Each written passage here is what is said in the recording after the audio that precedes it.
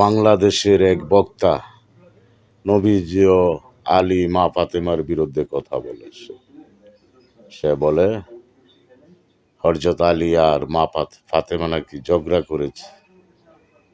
ঝগড়া করে আলী গিয়ে মরুভূমিতে বালুর চড়াই শুয়ে রয়েছে লাগ করে। নবীজি আয়েশা ফাতেমাকে বলছে, বিশ্ব নবীরা নবীজিরে বিশ্ব নবী, লাবিসের বাচ্চা হবিসের বাচ্চা বলে নবীজিরে বিশ্ব নবী।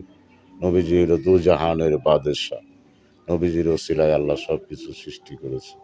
সেই নবীজিকে, নূর নবীজিকে তারা মানে না। তারা বলে নবীজি নাকি সাধারণ মানুষ, আমাদের মতো মানুষ, তোমার আমার মতো মানুষ বলে।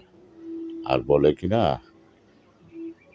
নবীজি গিয়ে ফাতেমাকে বলেছে, ফাতেমা আলী কোথায়? ফাতেমা বলেছে আলী রাগ করে কই জানি গিয়েছে।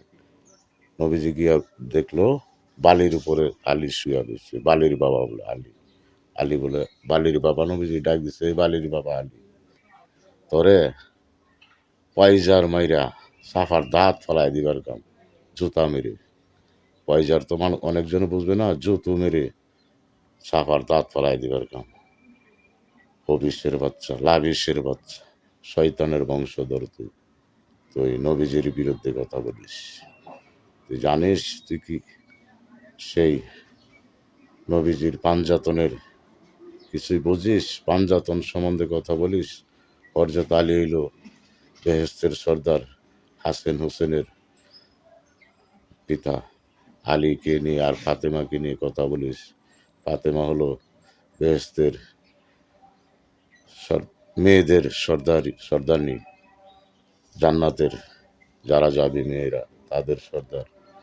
আর মা ফাতেমাকে নিয়ে, হযরত আলীকে নিয়ে, আর আলী মর্তুজাকে নিয়ে, মৌলা আলী, আলী মর্তুজা, ওনাকে নিয়ে কথা বলি, যা খুশি তাই বলে যাচ্ছিস।